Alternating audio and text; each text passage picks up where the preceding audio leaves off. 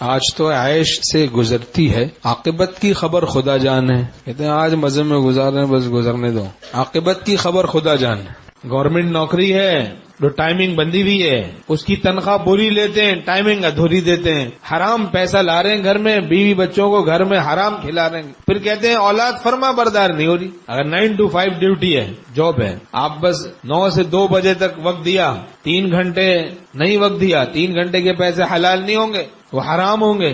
اب کتنے اس حرام میں مبتلا ہیں. تو بچے بھائی اس سے.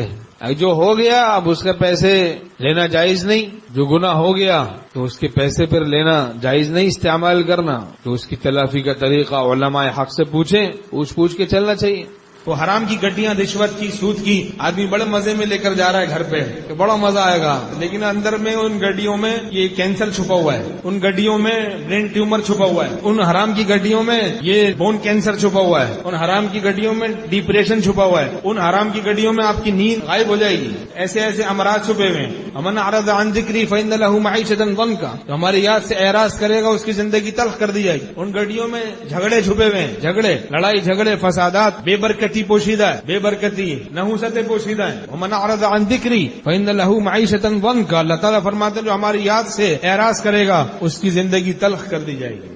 حرام کی گڈیاں اندر کینسر لا رہی ہیں، بلڈ کینسر لا رہی ہیں، اور جناب گردوں کا فیل ہونا لا رہی ہیں. کیسی بیماریاں اندر پوشیدہ ہیں وہ حرام کاریوں میں، حرام خوریوں میں. بلائیں کیسی پوشیدہ ہیں. حدیث شریف میں مضمون ہے مخلوق کی خاطر اللہ کو ناراض کر دیتا ہے، وہی مخلوق اللہ اس پر مسلط کر دیتا ہے. جن گھر والوں کی خاطر بیوی کی خاطر ٹی وی لے آیا، جن بچوں کی خاطر جناب گناہوں میں پڑ گیا، حرام خوری کی، رشوت خوری کی، سود خوری کی، وہی بچے مسلط ہیں، وہی بچے مسلط ہو جاتے ہیں، پھر وہی گھر والے مسلط ہو جاتے ہیں. اولادیں کتنوں کی نافرمان ہو گئی، بڑھاپا بالکل خراب ہو کے رہ گیا. اور جو اللہ کو راضی کرتا ہے، مخلوق کی پرواہ نہیں کرتا، اللہ اس کے لیے کافی ہو جاتا ہے.